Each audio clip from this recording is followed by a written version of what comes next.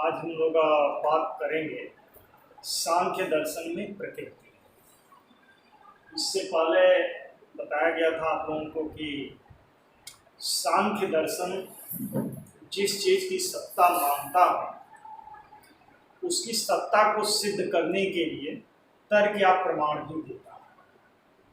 बताया गया था कि सांख्य कारिका ईश्वर कृष्ण की जो रचना है जिसमें 72 कारिकाएं हैं, वो तत्व मीमांसा जो सांख्य दर्शन की है, प्रकृति है, पुरुष है या सत्कार्यवाद है, इसको सिद्ध करने के लिए वहाँ तर्क दिए गए। एक तर्क हम लोगों ने देखा था कि सत्कार्यवाद को सिद्ध करने के लिए सांख्य दर्शन किस प्रकार से तर्क देता है, बताया गया था। आज हम लोग बात करेंगे सांख्य दर्शन में प्रकृति क्या है और प्रकृति के स्वरूप के विषय में सांख्य दर्शन का क्या करना है। ठीक है, तो सबसे पहले हम लोग ये जानें कि सांख्य दर्शन जो है एक द्वैतवादी दर्शन है। द्वैतवादी दर्शन प्रकृति और इसके द्वैतवाद में दो चीजें हैं, एक को प्रकृति करते हैं और दूसरे को पुरुष। एक चेतन है, दूसरा अचेतन है।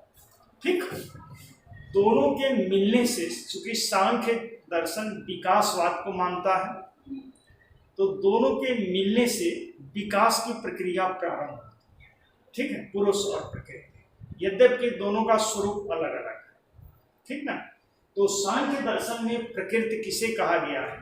जैसे आमतौर पर जब बात ये आती है कि विश्व का मूल तत्व क्या है जिससे विश्व का निर्माण हुआ है, जब मूल तत्व की बात आती है और हम पाश्चात्य दर्शन में जाने का प्रयास करते हैं, तो हम देखते हैं कि थेलीज पहला दार्शनिक था जिसने ये माना था कि विश्व का जो मूल तत्व है वह जल है। कहा था ना, थेलीज एक दार्शनिक है पाश्चात्य दर्शन में, जनक भी है पाश्चात्य दर्शन का जनक। थेलीज कहता है कि विश्व का मूल कारण जो है वह जल है, और जल कहने के पीछे उसका कारण ये था कि थेलीज आयोनिया से जुड़ा हुआ था, एक टापू से जिसके चारों तरफ जल ही जल था, जल ही देखा था, इसलिए उसने विश्व के मूल में जल को माना था और कहा था कि विश्व का जो मूल तत्व है वह जल है। तो आज साइंस भी कहता है कि जीवों का विकास जल से है। हाँ, तो जो जल है या विश्व का मूल कारण मानने की प्रथा है, हर दार्शनिक अपने स्तर से इस पर चिंतन करता है। जितने भी दार्शनिक संप्रदाय हैं सभी इस पर चिंतन करते हैं और अपने अपने ढंग से विश्व के मूल तत्व की खोज करते हैं। जब हम सांख्य दर्शन में आते हैं इंडियन फिलॉसफी में, तो देखते हैं कि सांख्य दर्शन विश्व का मूल तत्व जो है प्रकृति को कहता है कि विश्व का मूल तत्व क्या है? प्रकृति। और प्रकृति से ही संसार की समस्त वस्तुएं क्या है? विकास को प्राप्त की हुई है। चूंकि सांख्य सत्कारवादी दार्शनिक है, विकासवाद को मानता है, कहता है कि समस्त वस्तुएं जो हैं अव्यक्त अवस्था में प्रकृति में निहित होती हैं, पहले से थी। हाँ, प्रकृति से ही विकास होता है और वे अव्यक्त अवस्था में प्रकृति में पड़ी रहती हैं। ठीक है, तो ये तो स्पष्ट हुआ कि सांख्य दर्शन का जो मूल तत्व है जिससे संसार का विकास होता है वह क्या है? प्रकृति है। लेकिन आपके सामने प्रकृति जो है, देखिए, सांख्य ये कहता है कि प्रकृति वह है जो विश्व का मूल तत्व है और जिससे जगत का विकास होता है। उपादान कारण हो सकता है। ठीक है, लेकिन जब हम आते हैं कि प्रकृति हम किसे कहेंगे, तो सामान्य तौर पर नेचर की बात आपके मन में आती होगी, लेकिन नेचर प्रकृति नहीं है सांख्य दर्शन की। ठीक है, या कभी कभी स्वभाव की भी बात आती है जब हम कहते हैं कि उसका प्रकृति, नेचर खराब है या हाँ, अच्छा है। तो आपके मन में ये बात आती होगी कि किसी वस्तु के स्वभाव की बात की जा रही है। लेकिन सांख्य दर्शन में प्रकृति का अर्थ न तो नेचर है और न ही स्वभाव है या स्वरूप है।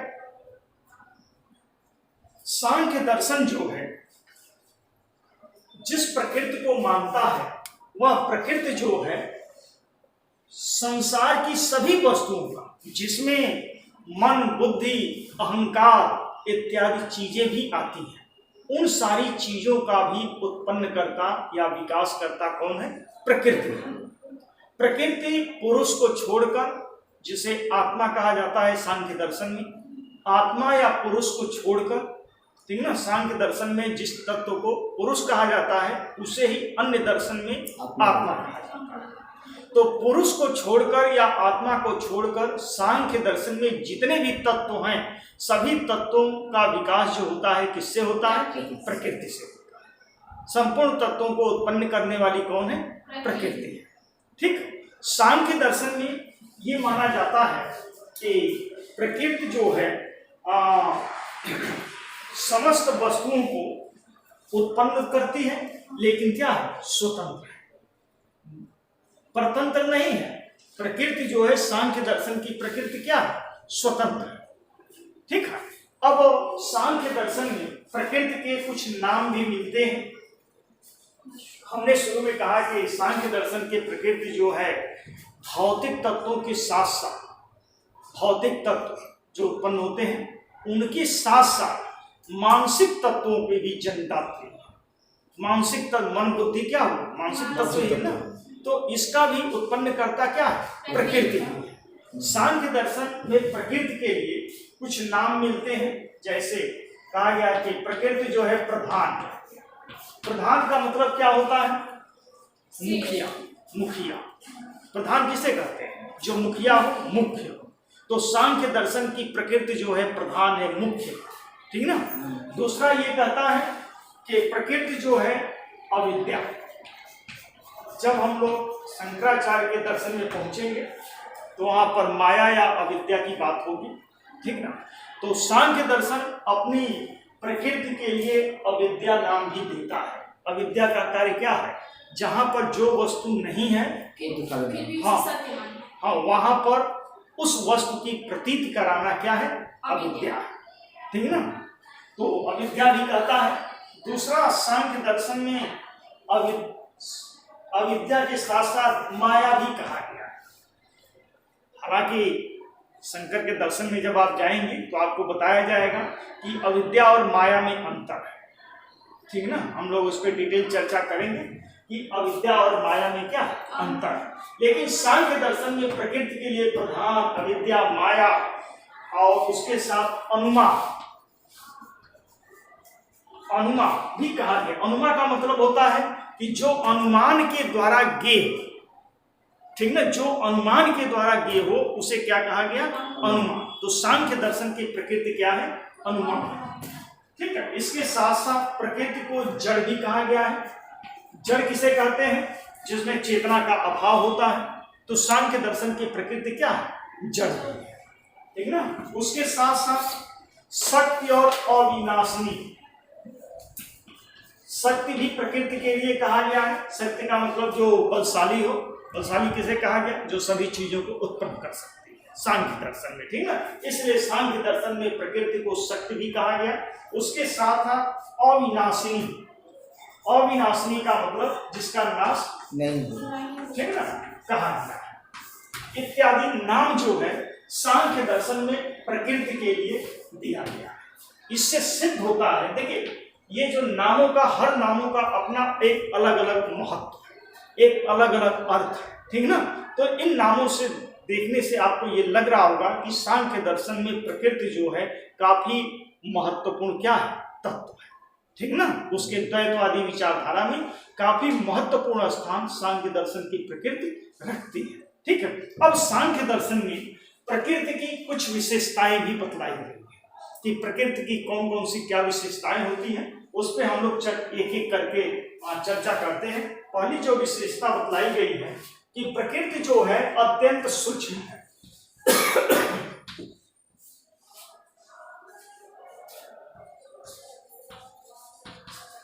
सूक्ष्म किसे कहते हैं? जो सबसे छोटा है। हाँ, जो दिखलाई न देता हो, बिल्कुल। हाँ नहीं देख सकते। हाँ, जिसको नहीं देख सकते। तो सांख्य दर्शन की प्रकृति जो है अत्यंत सूक्ष्म है, देख ही नहीं सकते। हाँ, और अत्यंत सूक्ष्म होने के कारण इसका हमें प्रत्यक्ष नहीं होता। अभी आपने देखा कि सांख्य दर्शन में प्रकृति के लिए अनुमान शब्द का प्रयोग किया। नहीं, अनुमान से ज्ञान प्राप्त करते हैं। हाँ, तो प्रकृति का ज्ञान कैसे होता है? अनुमान से। अनुमान के द्वारा ज्ञान प्राप्त करते हैं, प्रत्यक्ष का हम नहीं कर सकते। तो प्रत्यक्ष प्रमाण नहीं मानते हैं। नहीं मानता है, लेकिन प्रत्यक्ष हम इसका नहीं कर सकते। प्रकृति का प्रत्यक्ष नहीं कर सकते। प्रकृति के गुणों के द्वारा प्रकृति का हम क्या करते हैं? अनुमान करते हैं, ठीक ना। तो पहली विशेषता अत्यंत सूक्ष्म है। दूसरा है अहेतु। अहेतु का मतलब क्या होता है? देखिए, हेतु का मतलब होता है कारण, हाँ। और अहेतु का मतलब जिसका कोई कारण ना हो। हाँ, जिसका कोई कारण न हो। तो सांख्य दर्शन की प्रकृति संसार की समस्त वस्तुओं का कारण है, लेकिन स्वयं क्या? अकारण है, उसका कोई कारण नहीं। उसका कोई कारण नहीं है। इसलिए सांख्य की प्रकृति जो है क्या है? अहेतु है। अच्छा, ये भी कह सकते हैं कि प्रकृति ने सृष्टि का निर्माण किया, तो क्यों किया, इसका क्या कारण है?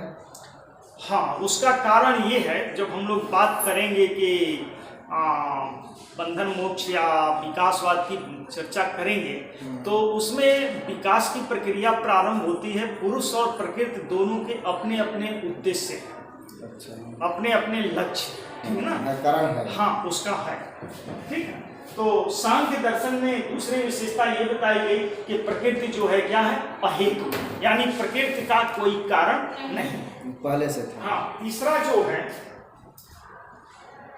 प्रकृति नित्य अनश्वर है। नित्य किसे कहा गया? जो हमेशा। हाँ, नित्य और अनश्वर, जिसका नाश ना हो। हाँ, यानी सांख्य दर्शन की प्रकृति कैसी है? नित्य और अनश्वर है, यानी हमेशा रहने वाली और जिसका कभी विनाश नहीं होता। कभी तो उत्पन्न हुआ होगा, कभी तो शुरू हुआ होगा। अनुत्पन्ना कहा गया है, अच्छा, ठीक ना। अनुत्पन्न यानी नित्य और अनश्वर है। चौथी विशेषता है कि सर्वव्यापक है। सांख्य दर्शन की प्रकृति क्या कही गई है? सर्वव्यापक। सर्वव्यापक का मतलब क्या होता है? सभी जगह निवास करने वाला। हाँ, जो सभी जगह उपलब्ध हो, सभी जगह ये हो, वैसी सांख्य दर्शन की क्या है? प्रकृति है, ठीक। तो सर्वव्यापक है।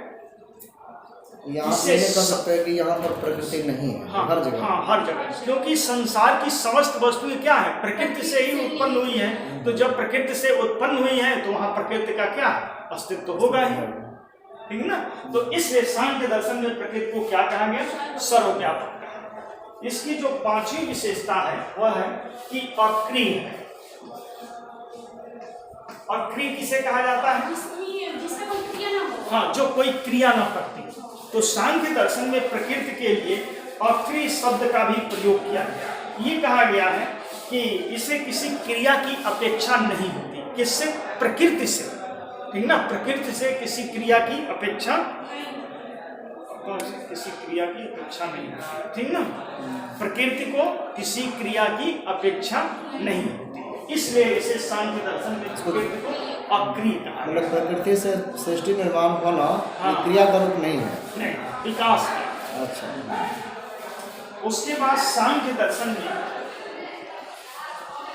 प्रकृति को एक कहा गया। देखिए, संसार की वस्तुएं अनेक हैं, लेकिन प्रकृति क्या? एक है। एक वस्तु से संसार की अनेक वस्तुओं का विकास होता है, ठीक ना। तो सांख्य दर्शन ये कहता है कि उसकी प्रकृति क्या है? एक है। उसके बाद अगली विशेषता ये कहता है कि प्रकृति जो है अनाश्रित। अनाश्रित का मतलब किसी पर आश्रित। हाँ, देखिए, आश्रित होने का मतलब होता है कि किसी पर आश्रित होना, उससे भी निर्भर कोई है। होना, हाँ, किसी पर निर्भर होना। लेकिन सांख्य दर्शन की प्रकृति कहता है कि वह क्या? अनाश्रित है, यानी वह अपने अस्तित्व के लिए किसी पर आश्रित नहीं है। आपने देखा होगा कि कुछ लताएं ऐसी होती हैं कि वो किसी चीज का सहारा लेकर ही ऊपर को चढ़ पाए। यदि सहारा न हो तो ऊपर नहीं चढ़ पाए, जमीन पर लेटने लगे। जमीन पर ही हो जाएंगे। तो उसे आश्रित करते हैं। लेकिन सांख्य दर्शन की प्रकृति जो है वह अनाश्रित है, वह किसी पर आश्रित नहीं है। यद्यपि संसार की समस्त वस्तुएं अपने विकास के लिए किस पर आश्रित है? प्रकृति पर। वो आश्रय देती है दूसरे हाँ। को, लेकिन वो किसी का आश्रय नहीं देती है। वो संसार की समस्त वस्तुओं को उत्पन्न करती है, इसलिए संपूर्ण वस्तु जो है अपने उत्पन्न होने के लिए या विकास के लिए प्रकृति पर क्या है? आश्रित है। लेकिन प्रकृति जो है किसी पर आश्रित नहीं है। ठीक। उसके बाद 8वां जो है अलिंग है।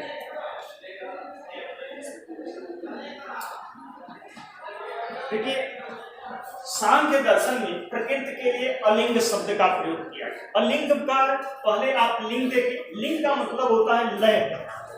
लय का मतलब, लय किसे कहा गया? जब बहुत सारे लोग होते हैं तो एक साथ स्वर में लय मतलब समाहित होना हो सकता है। ठीक ना? जैसे उसका अस्तित्व समाप्त हो जाना, पानी का पानी में चीनी का घुल जाना। हाँ, चीनी डालती हैं आप पानी में तो क्या होती है? वो भूल जाते हैं। हाँ, पूरे अपने अस्तित्व को उसका उसमें क्या अस्तित्व ही है। समाप्त हो जाता है। ठीक ना? फिर उसमें आप नहीं खोज सकते। बस उसका आप टेस्ट लें तो मीठा लगेगा तो ये आप कह सकते हैं कि इसमें चीनी क्या है? भूल ही जाते हैं। हाँ, मिला हुआ है। तो सांख्य दर्शन में प्रकृति के लिए अलिंग शब्द का प्रयोग किया है। इसी लय से प्रलय बना हुआ है। हाँ, कि इसका लय नहीं हो सकता, प्रकृति का लय नहीं होता। ठीक ना? इसलिए इसकी प्रकृति जो है अलिंग है। इसके साथ ही साथ सांख्य दर्शन में प्रकृति के लिए निर्वय शब्द का भी प्रयोग किया गया है। यानी सांख्य दर्शन की प्रकृति जो है निर्वय। देखिए निर्वय और सावय दो शब्द। सावय का मतलब जिसके अवयव। ठीक ना? जैसे फिटकरी आप लोगों ने देखा होगा तो फिटकरी को तोड़ेंगे तो उसका छोटा छोटा अवयव बन हाँ जाएगा। होता जाएगा अवयव। लेकिन निर्वय क्या होता है? इसका जिसको तोड़ा जा सके। हाँ, जिसका कोई अंग न हो। ठीक ना? जिसका कोई अवयव न हो। ठीक ना? तो सांख्य दर्शन में ये कहा गया कि प्रकृति का कोई अवयव नहीं। जो आप लोग देखते हैं रूप, रंग, स्पर्श, गंध इत्यादि जो होते हैं प्रकृति के गुण नहीं। ठीक ना? इसलिए सांख्य दर्शन में प्रकृति को क्या कहा गया है? निर्वय कहा। अगला जो है सांख्य दर्शन की प्रकृति जो है स्वतंत्र है। स्वतंत्र उसे कहते हैं जो स्वतंत्र न हो, जो किसी के अधीन न हो। आपको शुरू में ही बताया गया कि सांख्य की प्रकृति जो है संपूर्ण संसार को विकसित करती है, विकास देती है। और यदि उसको मान लिया जाए कि वह अधीन है, किसी के पराधीन है, तो फिर वह कैसे विकास की गति दे सकती है? नहीं दे सकती। इसलिए सांख्य दर्शन कहता है कि उसकी प्रकृति जो है क्या है? स्वतंत्र।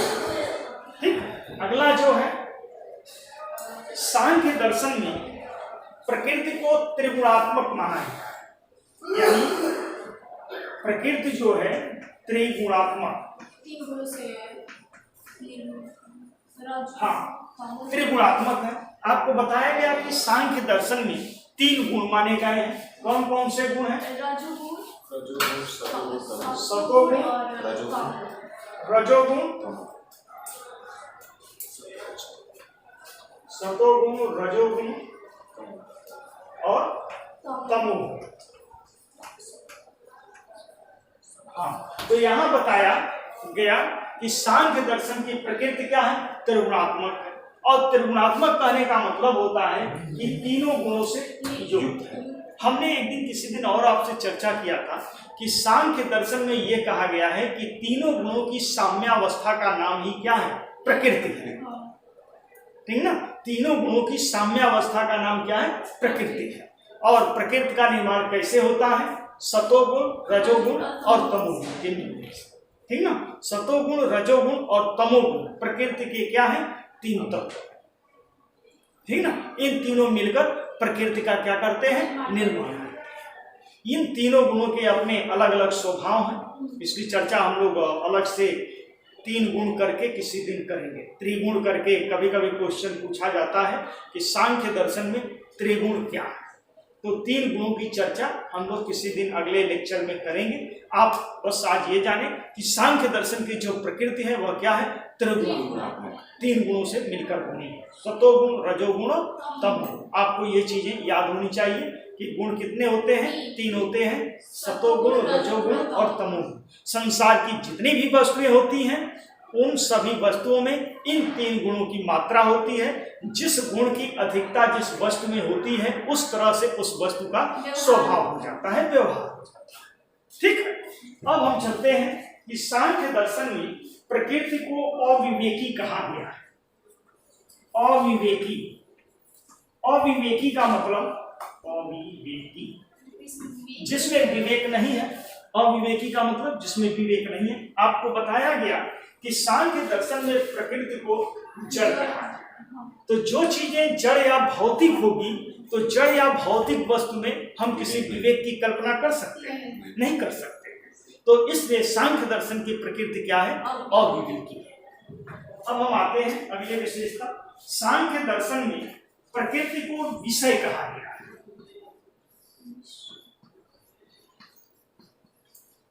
क्या कहा गया है, विषय। विषय किसे कहते हैं? विषय उसे कहते हैं जिसका भोग किया जाता है। जो भोग का विषय होता है, जो भोग की वस्तु होती है, उस वस्तु को हम क्या कहते हैं, विषय कहते हैं। तो सांख्य दर्शन की प्रकृति जो है विषय है, जिसका भोग कौन करता है, पुरुष। सांख्य दर्शन की प्रकृति जो है भोग्या है, यानी उसका भोग किया जाता है, उसका भोग करता है, और भोग करने वाला कौन है, पुरुष। ठीक ना, इसलिए सांख्य दर्शन के प्रकृति क्या है, विषय। अगला जो है सांख्य दर्शन की प्रकृति जो है अचेतन है। ये बताया ही गया है कि जड़ या अचेतन दोनों का मतलब एक ही होता है, जिसमें चेतना का अभाव होता है। ठीक ना, तो सांख्य दर्शन के प्रकृति जो है 14वां होगा अचेतन, जिसमें चेतना नहीं। ठीक ना, समझ रहे होंगे आपको विस्तार। दूसरा कहा गया कि सांख्य दर्शन की प्रकृति जो है सामान्य है। सामान्य किसे कहते हैं, जो सर्वजन सुलभ, जो सर्वजन सुलभ हो, सभी मनुष्यों के लिए उपलब्ध हो। ये प्रतिबंधित नहीं है कि इसका उपभोग यही करेगा। ऊपर आपने देखा कि जब विषय है तो विषय का मतलब कि इसका उपभोग होगा, और उपभोग होगा तो वह क्या होगा, किसी व्यक्ति विशेष के लिए नहीं, सार्वजनिक है, सामान्य जनों के लिए। जो भी है सब उसके क्या उपभोग करने के लिए स्वतंत्र है। तो सांख्य दर्शन की प्रकृति क्या है, सामान्य है। ठीक है, इसके साथ ही साथ सांख्य दर्शन में प्रकृति को प्रसव धर्मी कहा गया है। प्रसव धर्मी, तो स्त्री भी हो गई है। हाँ, देखिए प्रसव धर्मी कहने का मतलब होता है, यहाँ पर सांख्य दर्शन सीधे सीधे प्रकृति को क्या कह रहा है, स्त्री। प्रसव धर्मी कौन होता है, महिला होती है, जिससे जो बच्चे को जन्म देती है, जन्मदात्री है, उसे क्या कहा जाता है, प्रसव धर्मी। तो सांख्य दर्शन अपने प्रकृति को प्रसव धर्मी कहता है। तो प्रसव धर्मी कहने का मतलब क्या है कि उससे भी पैदा होते हैं। क्या पैदा होते हैं, संसार की समस्त वस्तुएं। आपको बताया ही गया कि जिसमें संसार की समस्त वस्तुएं अव्यक्त अवस्था में रहती हैं वह चीज क्या है, प्रकृति है। तो सांख्य दर्शन की प्रकृति में संसार की समस्त वस्तुएं अव्यक्त अवस्था में पड़ी रहती हैं। ठीक है, विकास की प्रक्रिया में एक एक करके सभी वस्तुओं का क्या होता है, विकास होता है। तो ये रहा सांख्य दर्शन में प्रकृति के लिए प्रकृति की सामान्य विशेषताएं। अब यहाँ पर ये बताया गया कि प्रसव धर्मी तो मतलब क्या है, बताया ही गया कि इससे जिस तरह इस महिला बच्चे को जन्म देती है, उसी तरह सांख्य दर्शन की प्रकृति भी संसार की वस्तुओं को जन्म करती है, जन्म देती है। अब सांख्य दर्शन में ये बताया गया कि सांख्य दर्शन प्रकृति की सत्ता को सिद्ध करने के लिए कुछ तर्क या कुछ तर्क देता है, एक श्लोक देता है, भेदा नाम परिमाणात करके। ठीक ना, लिखते हैं बोर्ड पर, इसको मिटा दिया जाए।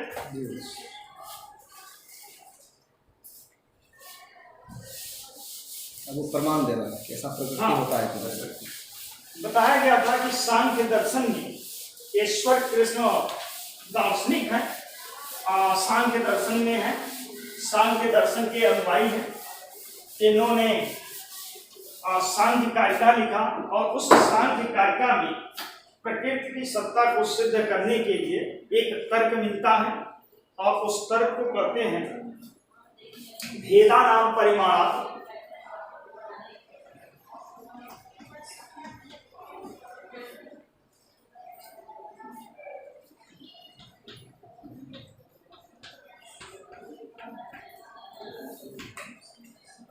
समन्वया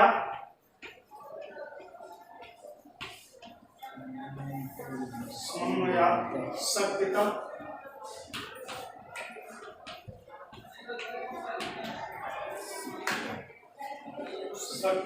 परिवेश।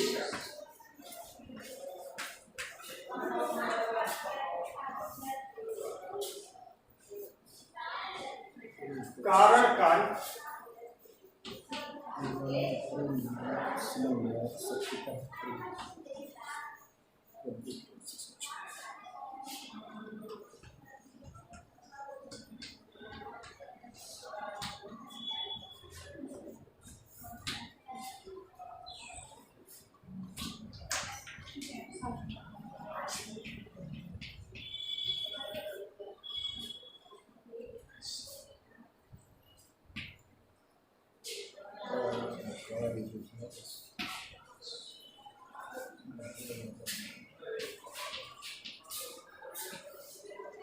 देखिए ये श्लोक कहता है कि भेदा नाम परिमाण समन्वय सत्यता परिदेश्य कारण कार्य विभागादि विभागे द्वैस्य रूपस्य। इसमें 5 तर्क उभर कर सामने आते हैं जिससे सांख्य दर्शन जो है प्रकृति की सत्ता को क्या करता है, सिद्ध करता है। ठीक है, पहला जो विभागा है ना, हाँ विभागा तभी विभागो द्वैस्य रूपस्य 2 बार आया है। मेरे में विभागा कहाँ लिखा है? देखिए विभागा ये है तो नहीं बोल रहे हैं। अच्छा ये यहाँ विभागा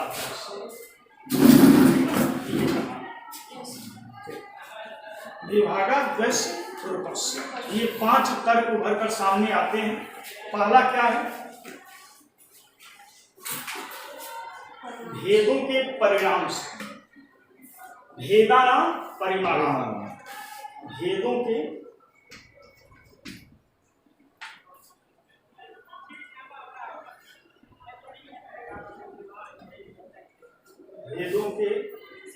परिणाम से,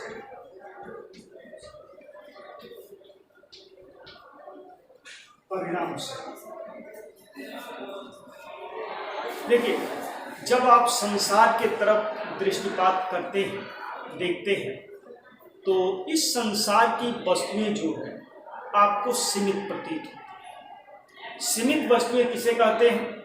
जिनका हाँ बोले, जिनका अंत जो एक समय जन्म लेती हैं और दूसरे समय जिनका विनाश हो जाता है, अस्तित्व समाप्त हो जाता है। जो कुछ समय के लिए आती हैं फिर उनका अस्तित्व समाप्त हो जाता है।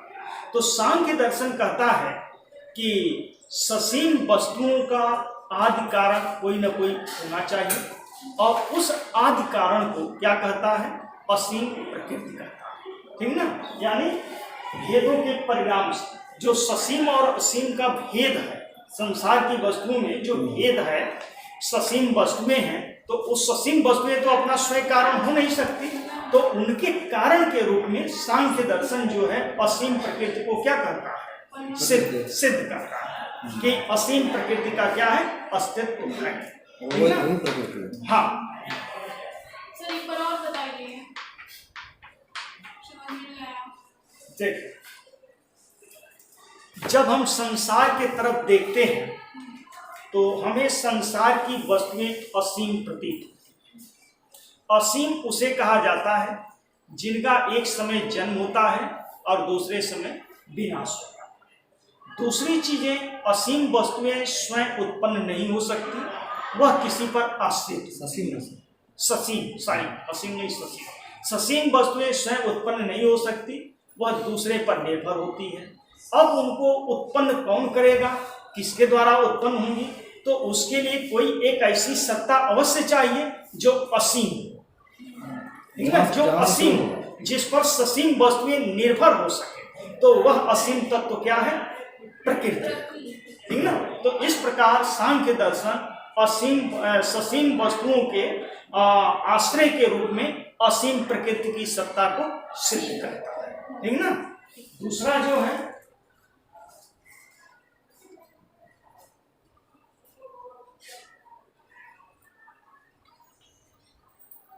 समन्वय,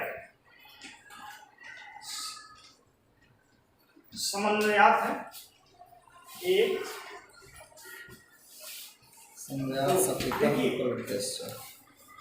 आप देखते हैं शुरू में ही आपको बताया गया कि सांख्य दर्शन में ये माना जाता है कि प्रकृति जो है त्रिगुणात्मक है, ठीक ना, प्रकृति त्रिगुणात्मक है। संसार की समस्त वस्तुएं त्रिगुण, तीनों गुणों से मिलकर बनी है, त्रिगुणात्मक है। तो ये तीनों गुणों से मिलकर जो वस्तुएं बनी हैं, तो इनका कोई ना कोई समन्वय करता होना चाहिए। किसने मिलाया तीनों? हाँ, किसने मिलाया, किसके द्वारा ये हुई, तो इनके समन्वयकर्ता के रूप में सांख्य दर्शन क्या कहता है, प्रकृति की सत्ता सिद्ध होती है, ठीक ना। इन तीनों गुणों के समन्वयकर्ता के रूप में सांख्य दर्शन मानता है कि प्रकृति की सत्ता सिद्ध होती है, क्योंकि सत, रज और तम बताया गया ना कि संसार की जितनी भी वस्तुएं, सभी वस्तुएं त्रिगुणात्मक है, सत, रज और तम से मिलकर बनी हुई है, ठीक ना। तो इन सत, रज और तम शुरू में बताया गया कि प्रकृति जो है तीनों गुणों की साम्यावस्था है, ये सब याद आ रहा है ना कि तीनों गुणों की साम्यावस्था को सांख्य दर्शन प्रकृति करता है। तो ये तीनों गुण किसमें आश्रय पाते हैं, किसमें पराकाष्ठा पे होते हैं, प्रकृति, ठीक ना। प्रकृति जो है इन तीन गुणों को क्या करती है, समन्वय करती है, समन्वित करती है, ठीक ना। तीसरा जो है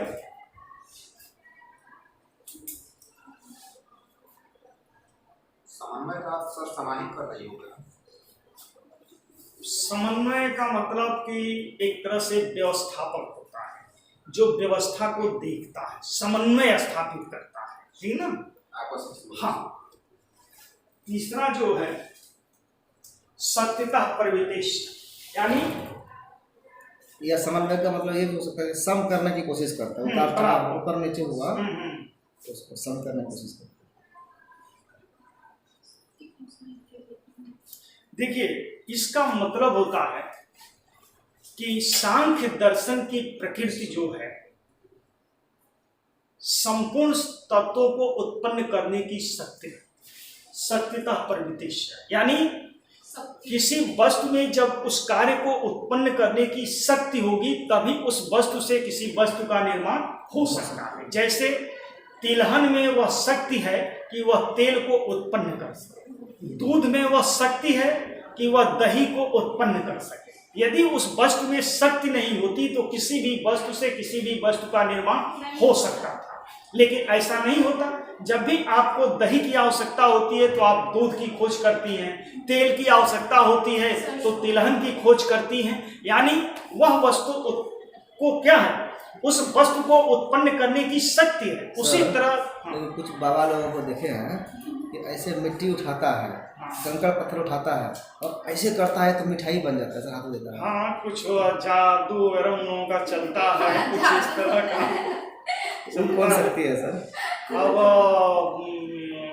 युक्त और युंजान जब न्याय दर्शन हम लोग पढ़ेंगे तो न्याय दर्शन में यौगिक साधना होती है, एक को हम युक्त कहते हैं और दूसरे को युंजान कहते हैं। युक्त उसे कहा जाता है जो पूर्ण ज्ञानी होता है, जो भूत भविष्य वर्तमान तीनों कालों के विषय में समान दृष्टि बता सकता है। बहुत सारे लोगों को आप लोगों ने देखा होगा कि आपके भूत भविष्य वर्तमान सभी चीज़ों को एकदम बारीकी से और सटीक बताते हैं ना, लेकिन और जिसके पास आंशिक ज्ञान है उसे युंजान कहेंगे। अब समस्या ये है कि समाज में वास्तविक ज्ञान वाले कम हैं, सभी अपने आप को ही ज्ञानी होने का क्या करते हैं, ढोंग रचते हैं, दावा करते हैं। अब आपके सामने समस्या ये हो जाती है कि हम किसको योगी कहें, किसको माने कि यह यौगिक क्रियाओं से संपन्न है। तो हमारे यहाँ भारतवर्ष में योग जो है, यौगिक क्रियाएं जो हैं अनादिकाल से चली आ रही हैं और यौगिक शक्ति होती है, ऐसा माना है। ठीक ना, सिद्ध पुरुष हुए हैं, अपनी साधना के बल पर उन्होंने असंभव चीजों को क्या कर दिया है, संभव बना दिया है। तो साधना पद्धति है। ठीक ना, तो ये बता रहा था कि संसार एक कार्य है, कार्य और कारणवाद आपको बताया गया है आप लोगों को कि जितने भी कार्य हैं किसी न किसी कारण से उत्पन्न होते हैं। तो सांख्य दर्शन संसार की समस्त वस्तुओं का कारण किसे कहता है, प्रकृति को कहता है। आप जानती हैं कि कार्य से उच्च क्षमतावान किसको होना चाहिए, कारण को होना चाहिए। यदि कारण में शक्ति नहीं होगी कार्य को उत्पन्न करने की तो उससे कार्य नहीं उत्पन्न हो सकता है। इसलिए सांख्य दर्शन कहता है कि विश्व के आदि कारण के रूप में हम प्रकृति की सत्ता को सिद्ध करते हैं। ठीक ना, चौथा जो है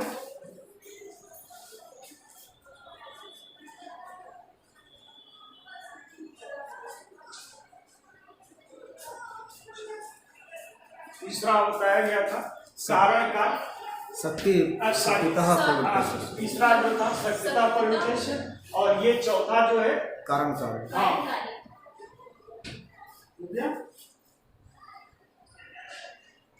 कारण और कार्य का विभाग। ठीक ना, कारण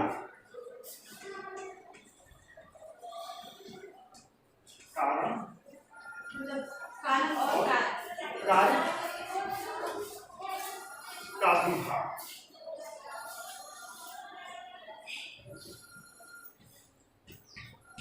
देखिए, जब विकासवाद आपको बताया जाएगा तो उसमें बताया जाएगा कि जब पुरुष और प्रकृति आपस में मिलते हैं तो किस तरह महत की उत्पत्ति होती है, महत से अहंकार की उत्पत्ति होती है। अहंकार 3 प्रकार का होता है, सात्विक, राजसिक और तामसिक।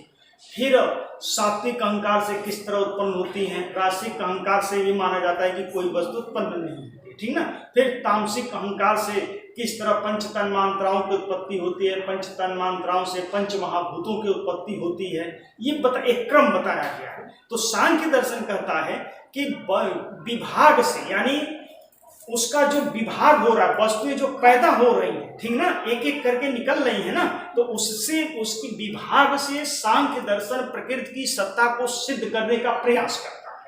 ये चौथा और पांचवा जो कारण है, एक विभाग से और दूसरा लय से कहता है कि जैसे पैदा होने के लिए उनका चाहिए कोई ना कोई वस्तु, और पांचवा अपने तर्क में ये कहता है कि जब संसार की वस्तुएं एक एक करके समाप्त होंगी या जब उनका लय होगा, लय बताया गया ना कि जब लय होगा तो वो लय के बाद किस चीज में जाकर मिलेंगी, प्रकृति में ही मिलेंगी।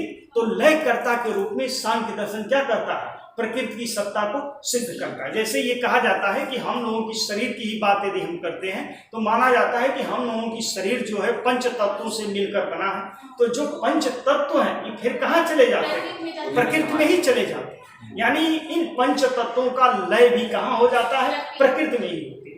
और सांख्य दर्शन ये कहता है कि संसार की समस्त वस्तुओं का निर्माण 3 गुणों से होता है। तो ये 3 गुणों का फिर लय किसमें हो जाता है, प्रकृति में हो जाता है। तो इस प्रकार सांख्य दर्शन जो है प्रकृति की सत्ता को सिद्ध करने के लिए ये 5 तर्क देता है कि भेदा नाम परिमाण स्मन्या शक्तिता प्रवृत्ति कारण कार्य विभागादि विभागम दृश्य रूपस्य। ठीक है, इसमें 5 तर्क हैं जिसके आधार पर सांख्य दर्शन प्रकृति की सत्ता को सिद्ध करेगा। अब हम लोग कल बात करेंगे कि सांख्य दर्शन में पुरुष का क्या स्वरूप है और पुरुष की सत्ता को सिद्ध करने के लिए सांख्य दार्शनिक किस प्रकार से तर्क देते हैं। ठीक ना, जिस तरह आपने देखा कि सत्कारवाद को सिद्ध करने के लिए तर्क दिया गया, प्रकृति की सत्ता को सिद्ध करने के लिए तर्क दिया गया, उसी तरह सांख्य दर्शन पुरुष की सत्ता को सिद्ध करने के लिए भी तर्क देता है। ठीक ना, संघात प्रार्थवाद त्रिगुणादि विपर्याधिष्ठान ऐसे करके देता है श्लोक। हम लोग कल इस पर चर्चा करेंगे। सांख्य दर्शन की एक महत्वपूर्ण विशेषता है कि पुरुष को अनेक मानता है। प्रकृति एक ही है। हाँ, जबकि प्रकृति क्या है? एक। एक है। ठीक है, बस आज तो इतना ही। प्रकृति को एक कैसे माना है ये, क्योंकि वो तो हर चीजों का विकास कर रही है। तो उसको एक विकास करने से थोड़े माना जाएगा। शक्ति जैसे किसी व्यक्ति का ये माना जाता और है, प्रकृति यहाँ एक जैसे किसी कोई महिला जो है या कोई पुरुष जो है, एक व्यक्ति की माँ एक हो सकती है, लेकिन उसके पुत्र तो कई हो सकते हैं, हो सकते हाँ हैं ना। वो तो सकते हैं। तो वही स्थिति है।